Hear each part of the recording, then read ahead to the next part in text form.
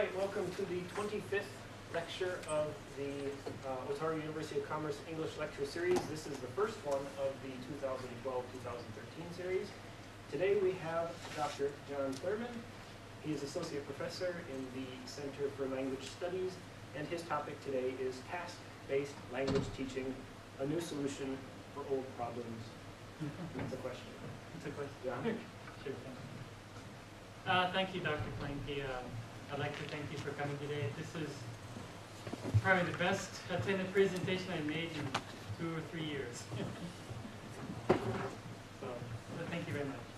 I'm feeling kind of nervous today because this is the first presentation of the series, and I kind of know how it feels, how the students feel when we have a presentation in our classes and the first student or the first group of students come up. We all kind of grade the subsequent presentations by that first group. I hope we do a good enough job for the rest of the school year. Okay, I would like to talk about task-based language teaching in 2 parts. The first part is just kind of trying to set the basis and tell you, inform you what the situation is with task-based language teaching and how people implement it and things of that nature. Okay. But I'm kind of looking at it from a critical viewpoint, and that would be the second part. Would be I'm trying to think of, not just my the concerns that I've heard, but also from other writers. I'm picking up new stuff all the time. I just found an article by Ellis, 2009. Has anybody read that one? He goes through the same topic. Okay. I think one of the as we go through our teaching career, we start out with one way of teaching, and we move along, and we change our teaching. We progress, I guess you could say. And when I started teaching, I was using, for example, the natural approach to teaching, highly communicative. But I felt there was something missing, and I started to do my doctoral research, and I started researching more into task-based language teaching. And I've really become quite enamored with that approach. Not method, but approach to teaching. We get a few things out of the way. Not out of the way, but just information. There is going to be a conference in Osaka on May 19th and 20th of task-based language teaching in Asia, put on by the JALT, Japan Association of Language Teachers, task-based language teaching special interest group called the SIG. It's down in Osaka. Kind of interesting, you have David Carless here, who is actually one of the critics of TBLT, or task-based language teaching. And it looks like Tim Blankley is at the bottom there. Oh, is that Tim there? Oh, it's Michael Thomas. This one is Tim. Another thing, when I was at the TBLT conference in New Zealand in November, we were told about this new website called IRIS. Does anybody know this website? It's actually a database of instruments and materials to help you with your second language research. At the conference, they said that it would be working by March, but I tried to do it the other day, or last week, and it still wasn't up. But here you see what they're going to do. They're going to make a database of survey instruments and ways of researching, as well as some materials to research language teaching. And you see quite a famous names in Rod Ellis, Susan Gass, Lourdes Ortega, Peter Skehan are kind of advising over this board. And hopefully it will be up pretty soon. And from that, perhaps you can get a lot of materials to help you with your own research. Can you see this on this TV? You can see it here? Oh, good. Okay. I guess this is just for me, though. Okay. What I'd like to do next is just kind of tell us where we are now. Language teaching as a researched and organized profession actually started in the well, it always was there. If you read Joseph Conrad Under Western Eyes, he starts his novel out with quite a critique of teaching a foreign language. But with the autolingual method, organized research and ways of teaching were developed. And Diane Larson Freeman here gives us a kind of a short history of where we are now from that time. Okay? Nobody can say it better than her, and I just like to play this for sure. Last November, I was preparing to teach and to speak in Mexico at the next TSOC convention.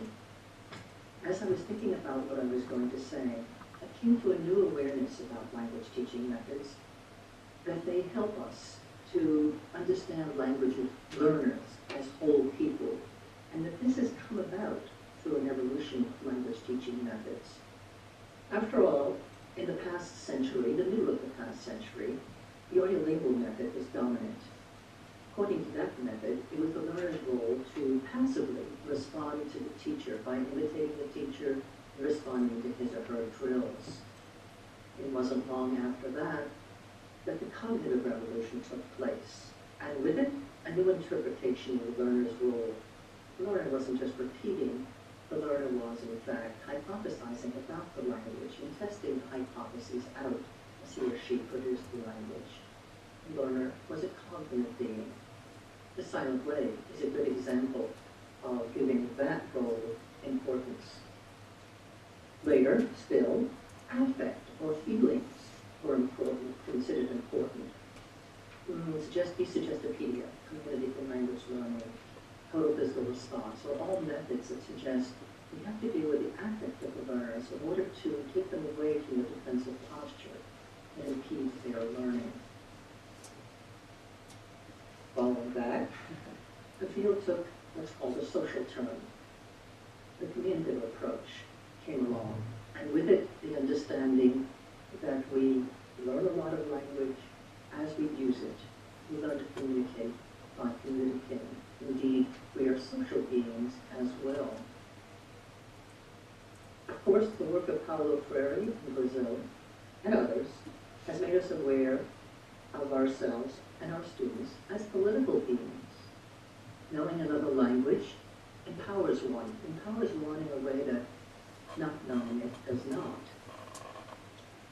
With work on language learning strategies, learning styles, content-based, task-based approaches, all of these has made us think not only that we're teaching language, but we're teaching learners as well, and learning, and content through language learning. All of these have redefined the learners and our own roles as well as teachers. Perhaps the last stage, at least up to now, in the evolution of language teaching, has come about in part due to the new technologies. Instead of being a host of someone else's language, we can see the language learner as being an owner and indeed an innovator of the language, much more autonomous and creative-act, leading to new language and not just rehearsal of old language. I think at this point in the evolution of the field, we can say that the study of methods has added to our understanding of many roles, expanding number of roles, from imitator to cognitive being, to affective being, to social being, to political being, to creator. Indeed, a whole person. Great. And The strength of task-based language teaching, TBLT, is that it does tap into all of those last few aspects of the learner. A political being, a social being, an autonomous being of that nature. Okay, let's go on. Many people confuse task-based language teaching with communicative language teaching. Communicative language teaching, I think one of the first books written about communicative language teaching was by Sandra Savignon. In 1972, she wrote this book in the middle of the audiolingual method. And from this, developed communicative language teaching. And, you know, I used that for a long time, but I still felt I was missing something. The students were communicating great, but then it felt like there was something missing. And that's when I moved to task-based language teaching. This is kind of a task, a communicative task, where they do a menu. Okay. This is kind of what a communicative language task is,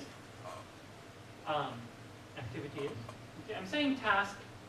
I shouldn't say task in this case because it's an activity actually. Because task has come to be a certain activity, a certain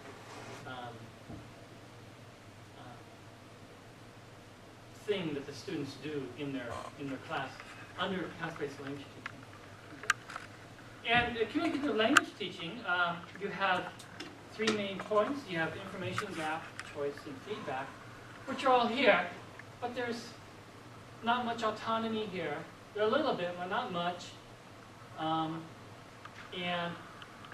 it doesn't expand the students' knowledge in interlanguage.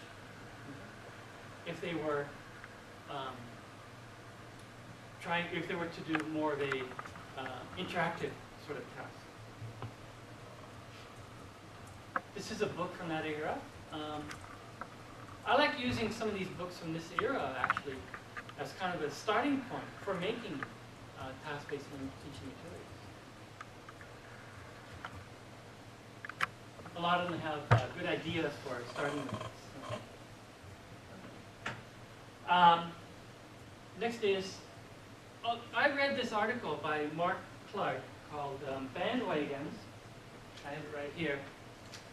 This was written in 1982, and I read it when I first started teaching. On bandwagons, tyranny, and common sense, where this was a time where there were many kinds of different approaches to teaching. Dr. Larson Freeman mentioned Suggestopedia, Silent Way, community language teaching, and that nature. So you had many, many approaches coming in. This is also the era of the natural approach, Cratchit, for example. And you had all these ideas coming in, and it kind of, he kind of wanted to put some organization on how to think about these. Okay? And he called them bandwagons. Okay? And he wrote that a bandwagon has 5 aspects. They're extremist, bandwagon in language teaching, extremist, authoritarian, all-encompassing, dramatic and appealing, and complete with a bag of tricks. And later on, I'll bring this slide back up and kind of relate these 5 aspects to task-based language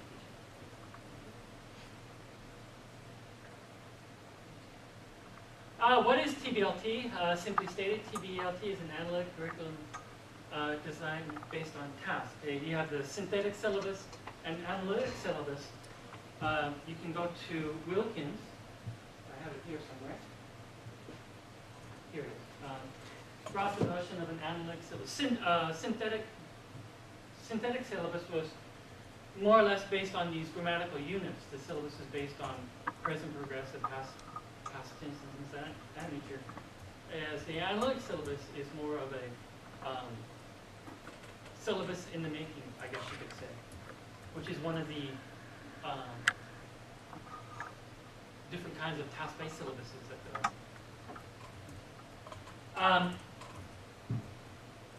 I'm going to talk about task-based language teaching. A couple weeks ago, Tim Tim Blankley gave a really nice lecture about task-based language teaching, and I looked through it a few times there on the YouTube, and I really learned a lot from it. It was a really good lecture, and I'll try to build on what he did a few weeks ago in his lecture. Here we have a definition of task-based language teaching, and I'll get into more detail later on. TBLT is a teaching methodology in which classroom activities and tasks constitute the main focus of instruction. So you see, task is already the center of everything. The syllabus in TBLT is organized around tasks rather than in terms of grammar or vocabulary, which would be a synthetic syllabus around grammar. Not that you can't. For example, a lot of the researchers else, for example, would say, of course you can base your task-based syllabus on points of grammar using focused tasks, which I will talk about later.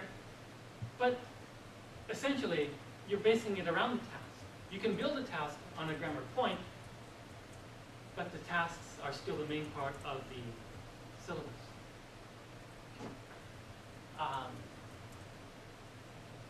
There has also been task-based language, not task-based language teaching, task-based teaching in several other non-language teaching fields. Reed is very well known for his work on task-based teaching and social work. And then you have music education and assessment, and mathematics teaching, medical education, adult learning. When I was doing my dissertation, I kind of thought back, well, are these kinds of, is tasks also used in non-language teaching fields? And they are. I read several articles about teaching music through tasks. And in fact, I should have a book here. I can't find it. I'm looking for all these books. Okay, I brought it with me, but I can't find it. Adult education around tasks. TBLT has a conference, international conference every 2 years. The first one was in Leuven, Belgium, 2005. Very, very pretty city. Very, very pretty. Close to Brussels. This was the first one, so you don't see any sort of number up there, first or second word, whatever, but would this really continue? Okay. But it was a very good conference. You had Michael Long giving his plenary, things of that nature. John Norris giving his closing plenary, which was very, very helpful. And you'll notice I have some websites up here. And what happens is the presenters, what they do after the conference, they say, please, the conference organizers say, please give us your PowerPoints, if you will. Please give us the materials from your that you used in your conference, your PDF files, your doc files, whatever, and you put them on the website. So if you go to this website here, you can still find the PowerPoints and things of that nature from this conference. And all the subsequent conferences I'm wanting to just be here. A lot of good information there. Yeah. The next one was in Hawaii, 2007. And there's a number. It's the second one. But should this be every 5 years, every year, every 10 years, whatever? Kind of a discussion there.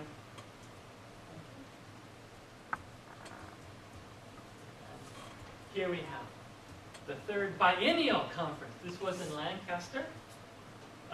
Martin Bygates, Judith Komos, Virginia Sanuda in this university here. I showed you Hawaii University, John Norris, Michael Long, Lotus Ortega. In Leuven, you had Keith Vandenbranden. So these conferences seem to be centered around a rather famous researcher. And the one a couple months ago was in New Zealand, Auckland, New Zealand. Anybody know the famous Rod Ellis, right? Rod Ellis. And now we have the fourth Biennial International Conference. I got the name right. And in the future, if you're interested in these conferences, the next one is in Banff, Canada, in October. Should be nice and crispy. Yeah. Banff, Canada, 2013. And if I know my friend right, the one in 2015 will be in Dubai. Probably. A good chance for it being in Dubai. It seems like these conferences center around these people in this international consortium on task-based learning. It's even got an international consortium here. And it seems like here you have Rebecca Adams in Auckland, and of course Rod Ellis. Okay? And it seems like these conferences go around to where these researchers are here. And here you see Ali Shahada, I can't say his name right, in Dubai there. So probably in 2015 Dubai. Anyway, what is so good about task-based language teaching? Why do people like it so much? Task-based language teaching provides a natural context for learning. There is the opportunity to interact. And it facilitates language acquisition through learners working to understand each other. Okay? The learners are trying to complete the task through the interaction to present the final product. And through that, they need to understand each other. Okay? Learners express their own meaning. There's a lot of autonomy in task-based language teaching. There's comprehension checking and seeking clarification. Okay? A lot of this going on in interaction. Task-based language teaching offers the opportunity for natural language inside the classroom. Emphasizes meaning over form, but can also cater to learning form, as in the focus tasks. Tasks that are designed so that they focus on a certain grammar point. Is intrinsically motivating. Is compatible with learner-centered educational philosophy. This was from, of course, the Dewey and Brenner, Jerome Brenner branch of philosophy of having the students come to self-realization, self-understanding of completing the activity, completing the task. And can be used alongside a more traditional approach. Okay? This has to do with task-based or task-supported. Okay? For example, that menu I showed you, I used that just kind of as an introduction to having students make their own decisions. It's very, very simple. But then later on in the unit, they're doing more of a task-based decision-making sort of task.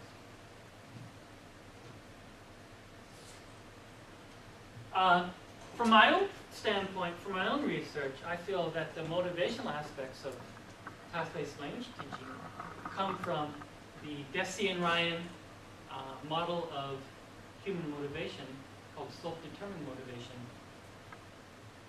And there are the cornerstone of that kind of motivation is intrinsic motivation. Okay? And intrinsic motivation, you have these three. You have autonomy. The students get the task. And I told my students, for example, I don't give you any examples because I don't want you to follow the examples. You have your knowledge. You have the knowledge that you have to think about, that you have to bring out to complete this task. Okay? What language, the language has to fit the design of the task, but what order you go or what language you use, what forms of the sentences you use, you have more autonomy. Competence. A lot of students in my classes, I got this not just from my research, but I feel it, also is that the student with task-based language teaching, there's a lot of subsumed or knowledge that they don't know that they have. That through the tasks bring that to the surface. This subterranean knowledge that it's not tapped, doing the grammar exercises. But then you do the task, and this knowledge, ability comes to the surface. And then students say, I can do this. They have a really good feeling about, I can actually speak English. And relatedness, this has to do with the design of the syllabus. The design of the syllabus is designed so that it has a relation to the outside world. I'll talk a little bit about that later. Okay? Here we have, Diane and Freeman mentioned towards the end of her small lecture different ways of looking at the learner, political being of that nature, cognitive being. Okay? And here you have, actually you have task-based language teaching tapping into all of these types of learners. Okay? You have the discourse learner. The learner does the task through interaction. Okay? Output, the learner has to listen to what he's saying to make sure the other person can understand. So the learner is also paying attention to what he's saying. The cognitive basis, for example,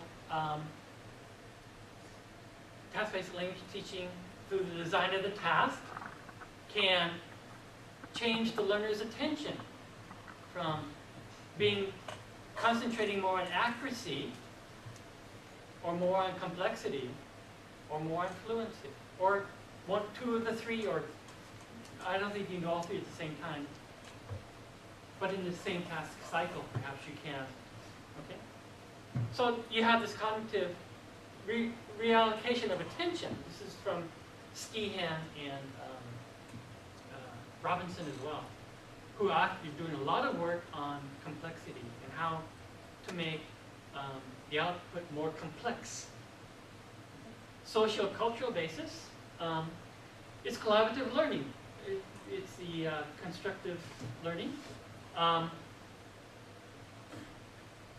the presentation at the conference by Ogilvy and Dunn had, it was actually a very political act. It's empowering to do these tasks and understand your position in the use of the language to accomplish a task in the real world. And we also have the pedagogical basis. It used to be that, it seemed like the researchers and the teachers were doing two different things.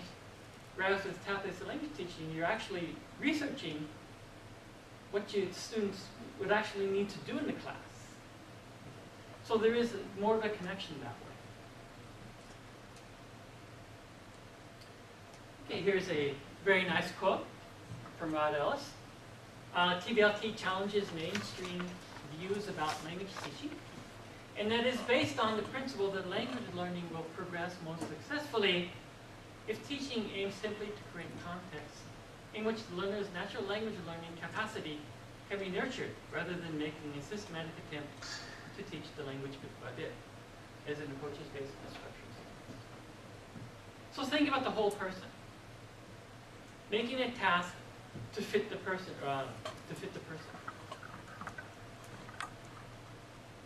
I mentioned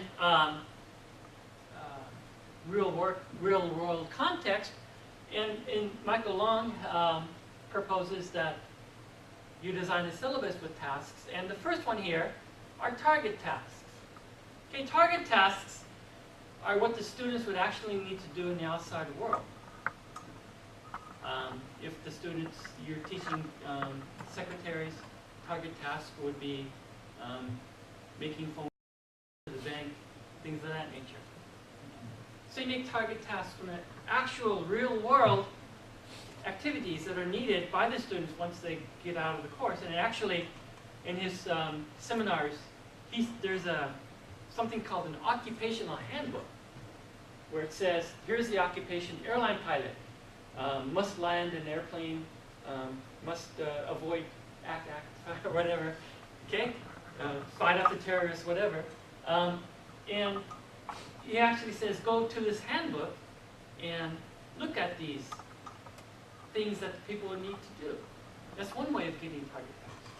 But he thoroughly suggests using a needs analysis first, okay, to see what the actual students will actually need. And then going through these 6 tier of developing materials. So then, what is a task? Since I'm talking so much about a method of teaching that is centered on tasks, what is a task? There's the row. Okay. Every task article, task-based language teaching, research article, almost book, they all have different definitions of the tasks. But recently, it's kind of centered around a few solid definitions. In a general sense, a task is a holistic pedagogical activity. This is from the Dewey and Brenner philosophies of education. Involves language use, actual use. You're not just doing fill in the blank. You're using a language. Has a pragmatic, non-linguistic outcome. Excuse me. For example, project. You make the brochure, for example. Is used in such a way as to create some challenge aimed at language development. So you're designing the task so the students have to expand their knowledge and their interlanguage, it's called. Is aimed at promoting language learning through process or product or both. Okay? Communicative language teaching, which I showed you before, the center was on the process, the students doing the activity. And it kind of, fell right there. But with task-based language teaching, there has to be a certain outcome to a task. And in Japan, Hideyuki Takashima is an advocate of using tasks in the junior highs and high schools in Japan. And he adds that in the Japanese situation, and perhaps a foreign language situation, there should be a comparison of structures. So you have, you need to be able to do the task using 2 different structures in the right context, in the right way. Okay, here's an example of a task, and let's see what do you think about this? Let's go to a festival. Okay. Do you like pets? I like dogs. How many pets? 아니, 조동사가 먼저 써야지. 조동사. 그러니까 how many pets do they have? 아니, 종류. Types. Types. How many types of pets do they have? I see 10 types. I want to buy a puppy. Puppy? What is that? Dog. Small dog. Okay. Kim McDonough at her plenary TBLT 2011 played this. And what do you see about this? Any comments about this interaction? Code switching. Code switching? Anything else? Tim? I just thought that it seemed like somebody was prompting through the L1 what to say in the L2. That's what I thought. Yeah. That's going on, obviously. But at this plenary, did this researcher, Kim McDonough, complain about that? Was this a negative point? No, it was not. She didn't criticized this interaction for the use of L1 because it was supporting the task. There's not much of it in any case, but as long as this kind of talk is supporting the L1, supporting the outcome of the task, then it's really not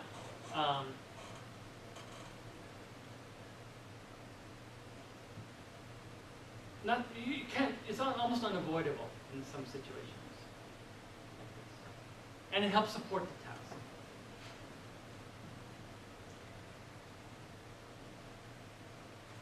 I thought that was kind of, unusual, but in my own research I find that, students do the same thing. And it's almost unavoidable. And it's not, according to this researcher, not a negative as long as it supports the task. If you're talking about boyfriends and girlfriends, then of course it's not. It's off task. What is this on task L1 use?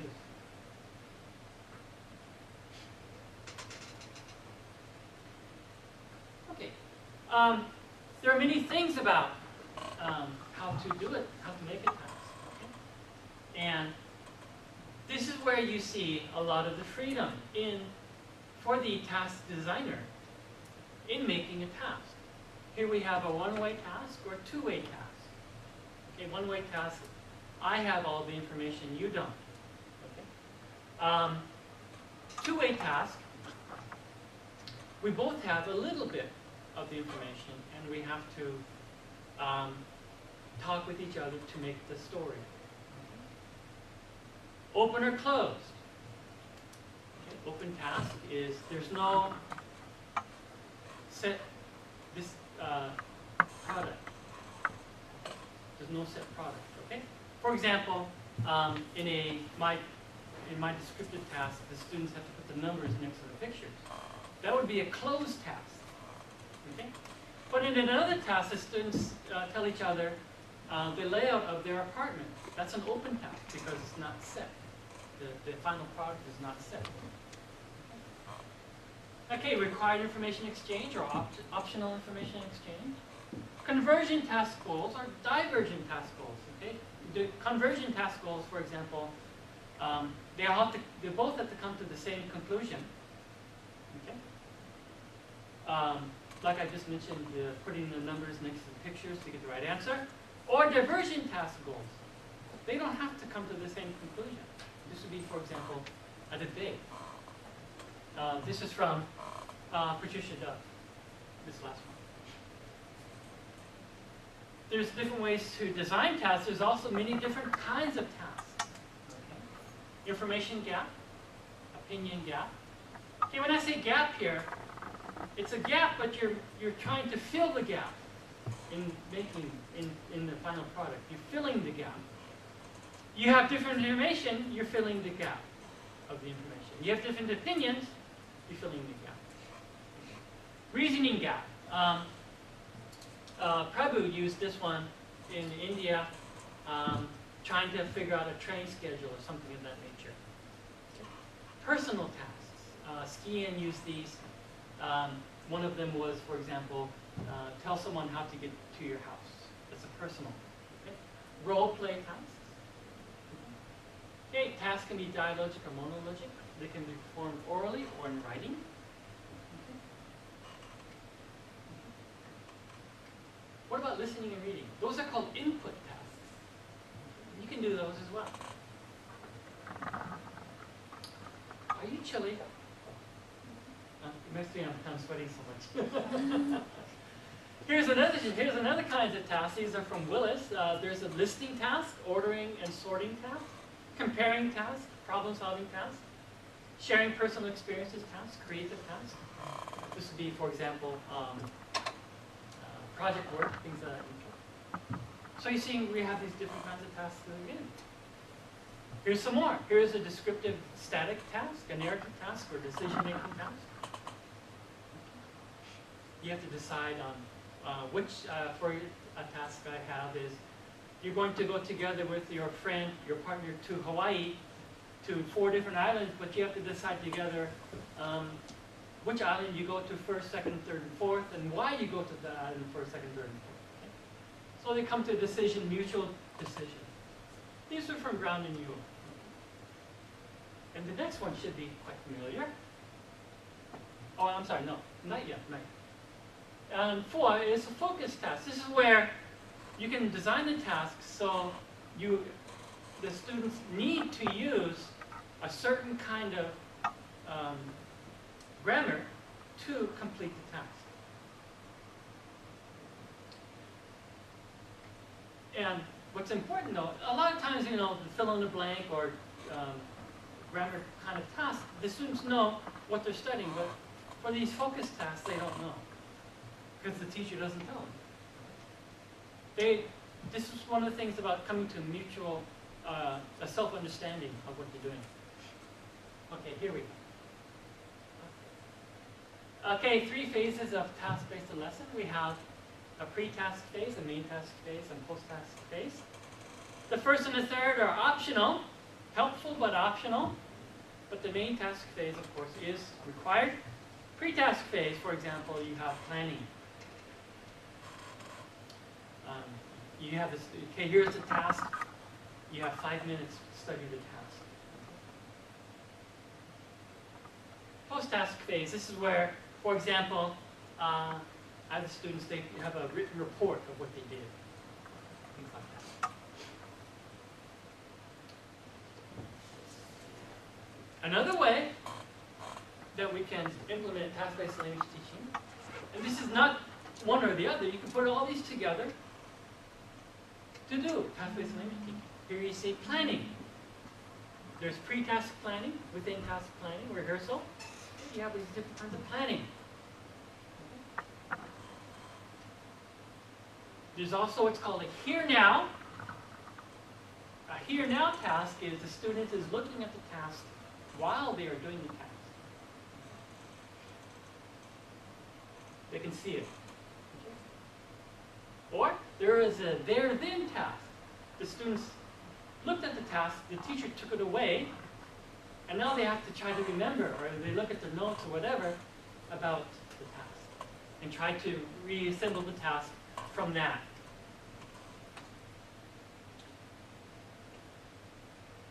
And my own area is choice, topic choice. And before I do the task, I have the students, you can choose which one you want to do, and which one you choose. I give it to you in an envelope and you do the task. Okay? So, giving the students a choice. Because a lot of times, through the students' careers, they were told, here's the task, do it. Okay? But here they have a choice. Okay? And this is kind of where I would like to work with Ibrahim Fruit, Dr. Fruit, on building a program to help the students, to help more efficiently do this kind of choosing in the class, in the LL group.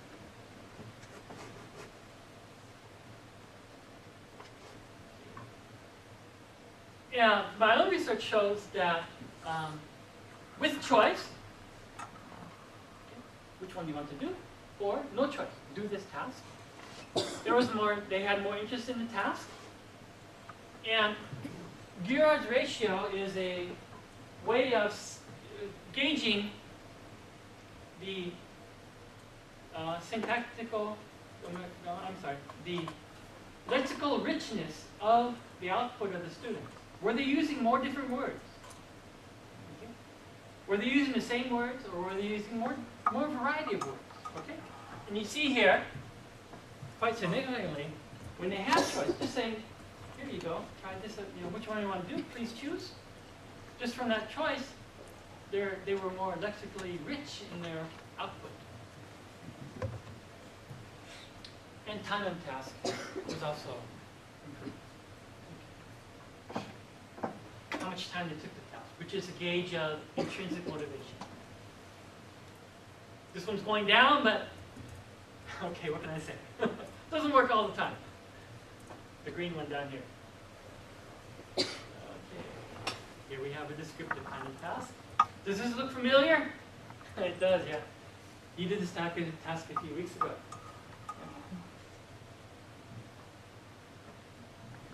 Okay, this is a task. This would be a here now task, for example, where a student is looking at the task while they are doing it. At least one of them is looking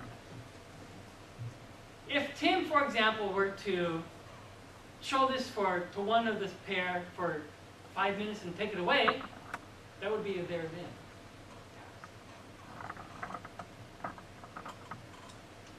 I was going to show how do you do a narrative task. I'm kind of worried about the time. It seems like it always goes so quickly when we're doing these presentations. Okay, but let me just show you. We don't need to do it.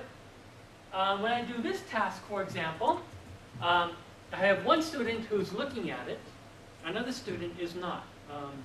It used to be I could turn off one of the monitors, but when I have one of the pair goes out in the room and smokes a cigarette and drinks beer. I don't know what they do outside the room. One of the students goes out of the room. The student who stays looks at this task, looks at this video, and takes notes. Here you have a Charlie Chaplin and Big Jim. This is the movie Gold Rush. And they're both very, very hungry. They haven't eaten for weeks because they're inside a blizzard. Big Jim wants food. And one of the pair is taking notes of this movie.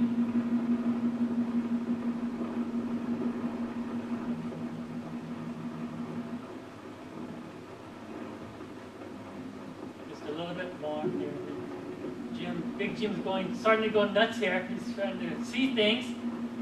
He's so hungry that he sees a chicken.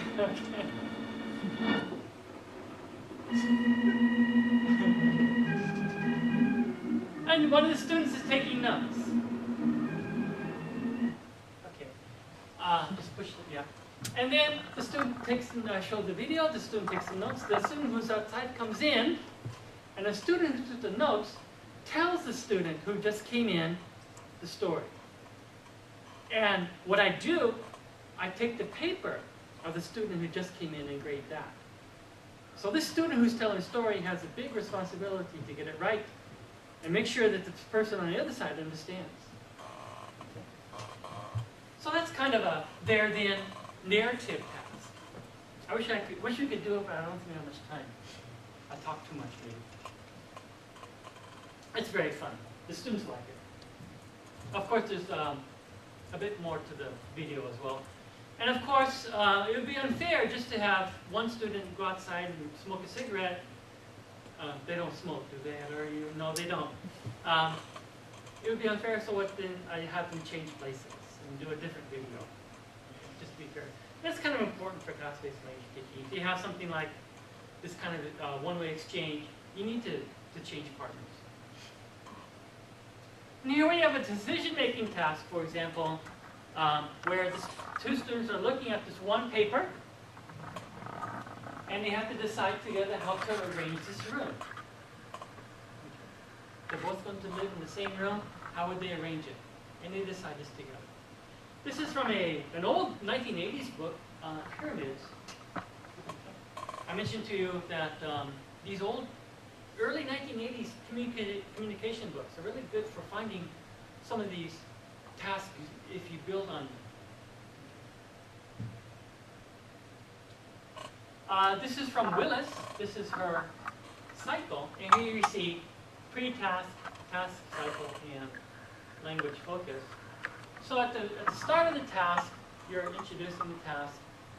And you have the task cycle, where the student's doing the task. And the language focus. This is where Willis likes to put the language focus. The grammar goes down after the task, where the students have to produce a product and give that to the teacher. Like that paper the student wrote about this video of Charlie Chaplin. Why tasks? Why should we do tasks? Tasks can accommodate the different rhythms in which learners acquire the language. You have a grammar translation exercise. You're expecting all the students to fit that grammar translation. Whereas with the tasks, the students can find do it in their own way. They do it, but they do it in their own way. Number 2, they are grounds for hypothesis testing for interaction, negotiation and meaning, and feedback. All of which are conducive to second language learning. Very important. They encourage noticing and cognitive comparison. You do the focus task, and students notice that they need to use this kind of grammar to do this task. And, of course, tasks are motivating and implicit learning.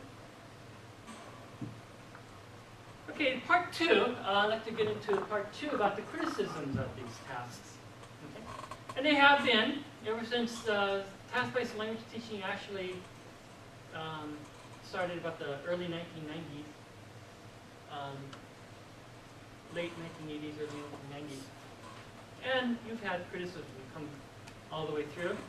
I really suggest looking at this Ellis 2009 article if you want to read more about some of these criticisms. But I have some other ones also that he doesn't mention about working in Asia. Okay. Here we have Sheen. Sheen was more or less, he was still based in the structural syllabus. And he said, you know, students still learn. Why are you throwing away this good syllabus? The students are still learning. And Michael Long's response to that was, maybe these students didn't learn because of the method, but they learned despite the method.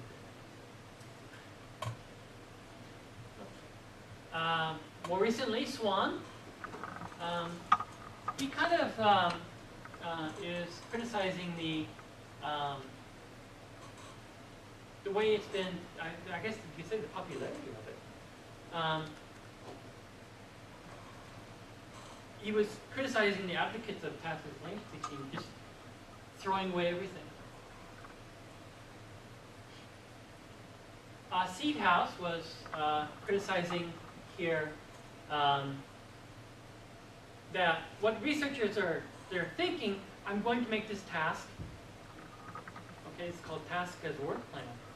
I give it to the students, but the students don't see it that way. The students see the task differently. Task as process. Tasking process. And from that, because the students see the task differently from what the teacher or the researcher saw, there is a weak construct validity. Okay? It's not matching. And he suggests using qualitative methods of research.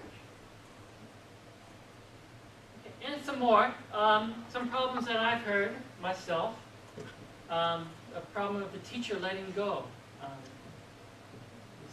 teachers so want to be in control of everything, but they have a problem of letting go.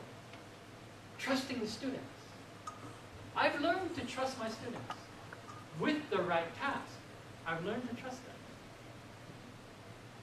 Teacher beliefs. There's also teacher beliefs. Teachers believe language is learned only this way. This is the best. This is how I learned. I learned it this way. So can my students. These are teacher beliefs. Okay, distrust of what the learners will learn. Will they learn what I want them to learn? Even though I'm doing a focus task, will they use that grammar? Yeah. Learners will learn each other's mistakes. Yeah. We become fossilized, yeah. It's a good worry, but I found this in my research. Where is a woman's picture? Woman? Woman. Woman's picture. Ah, okay, woman's picture is wall. On the wall? On the wall.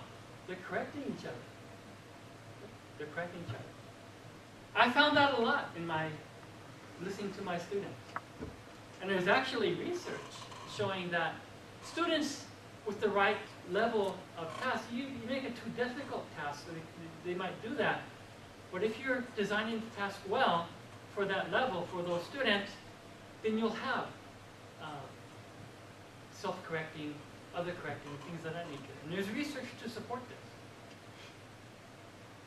That there weren't that many fossilized mistakes that continue there. Here's some more criticisms. Another L2 teaching method bandwagon. Okay. Cognitive interaction is LSA and hegemony. This would be, for example, from the constructivist. Okay. It won't work with Japanese learners or Asian learners. It's not possible in elementary schools. Too much task, it's like a game. This one here, people think it might be a game. It's not a game. Okay? It's not happening in practice. It's not true because they are based on target tasks. Okay? Here were some comments about TBLT at the 2011 conference of, it's not perfect. We need to work on these kinds of things. Teachers have problems figuring out what they want their learners to do. This was Kim McDonough who mentioned this. And, you have young teachers who don't know exactly how to make the task or how to implement and things of that nature. And that's a problem. Perhaps it takes a few years' experience in the classroom to start doing this. Not a lot of research by actual teachers. Research mostly on oral tasks and logistics is difficult. Doing the task in the class. Finding the materials, things of that nature. So, it's a very, very popular method of teaching, but there are still some problems with it. Here we have some arguments against TBLT in Asia. This was from Littlewood in 2007. And I have a few responses to what he brought up. He brought up classroom management, the need for the teacher control of what the students learn. Yeah, the teachers want to make sure they learn what they're supposed to learn. My response to that is to use focused tasks. You can do that. Focused tasks. And you can be pretty sure that they're using interaction as well as focusing on this grammar point. You can imagine, you can just give them the fill in the blank, but there's so much more to interacting with interaction. Meaning making, clarification, things of that nature. There's so much more to this interaction. You can do the same thing with interaction, improving complexity, improving accuracy, but still getting the grammar point across. Minimal demands on competence. Students used bare minimum to get by. Response? Task designs for the more complex output results. I had several slides about design. You can do a lot of things with design. There's a famous slide, and also it was in the Rod Ellis article here, was this interaction here. It's one word interaction. And I think it was Seed House. Seed House was criticizing this. But actually, Ellis came back and said, well, this is good interaction. If these were children or beginners, low beginners, this would be an adequate interaction. You have meaning making, dot and point, small point. You have meaning making, you have mutual understanding, you have interaction. Okay. So at first glance, it looks like children talking. Actually, if this was, for example, children, very low learners, this would be quite well. Here's another Littlewood of what is of English. Students may not use English as the medium. Okay, they may use a lot of L1 response. task design so that students are required to use English to complete the task. Although the idea right now, like I showed you with the Korean, was using the L1 to support the task.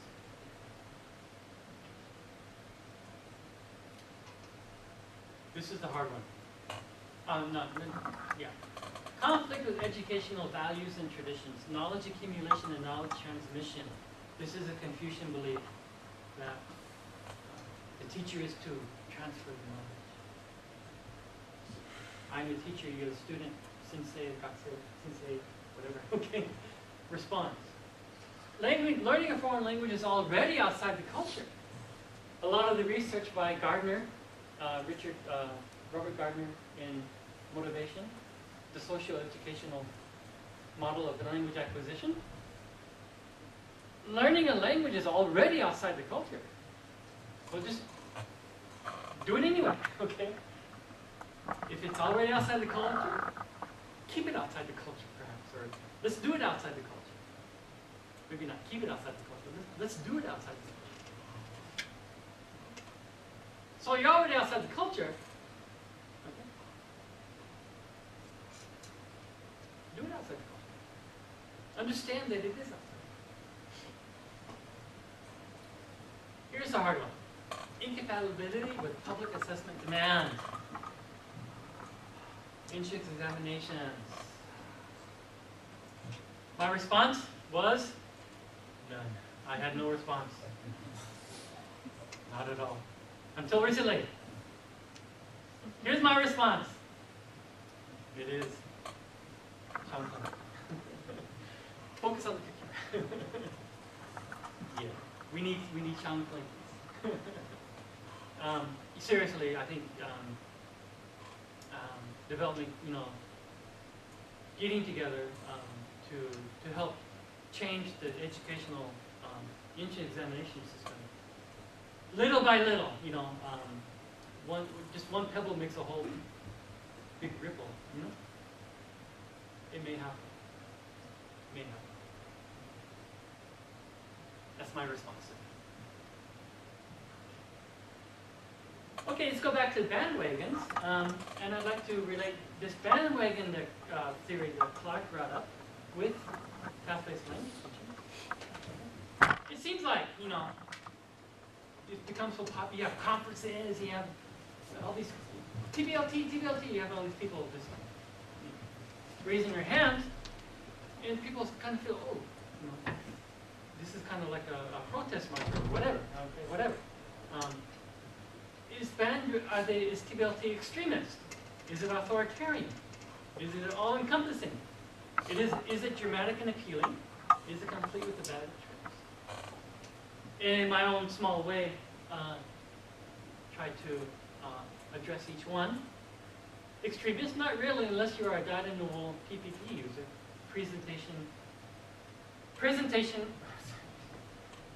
Oh my gosh. Presentation, practice, production is the old style of teaching. TBLT actually builds on what has come before, and in fact, the use of CLT materials is used in the pre-task cycle. Okay, so extremist. It's not really throwing away everything. Authoritarian. Well, at the conference, we had Ella said, TBLT is not a religion, which means that maybe some people do think it is a religion. Jennifer Phil said, maybe it shouldn't take over the world, which means some people think maybe it should take over the world. I just know who they are. Okay, so I don't think it's authoritarian, because you have so many different ideas. You have skiing, you learn better this way. Robinson, you learn better this way. Ellis, you learn better this way. Long, you learn better this way. You have different people talking about how to learn with TBLT. It's not one voice like you would have with Katego. Decisionmaking. All-encompassing, maybe not. Researchers use tasks to help explain the acquisition process, not that the tasks decide the acquisition process. Acquisition can only happen this way. You go to you can only acquire the language using my tasks, is using the tasks on these. Decisionpedia or Silent Wave. Or I'm sorry, activity. Excuse me, activity. Actually, researchers are using a task to try to understand the acquisition process. Dramatic and appealing, it's up to the view holder. Okay, it's some people, like maybe sheen and snow, sea house, maybe kind of reacting against this, perhaps. By the way, Snow did, I don't have it here, he did write a critique of communicative language teaching in 1985. Okay, 20 years later, he's critiquing TBLT. Maybe it's just his habit. Complete with a bag of tricks, not at all. The teacher has a lot of freedom with TBLT to design tasks to meet the needs of the students, such as long. Not for the students to meet the needs of the tasks. Okay? So other, lingual, the students have to meet the needs of the tasks. Task is this way, I'm sorry, activity is this way, match it, or else. Whereas in TBLT, the tasks are trying to fit the student. We're designed to fit the students. We're designing them to fit the students.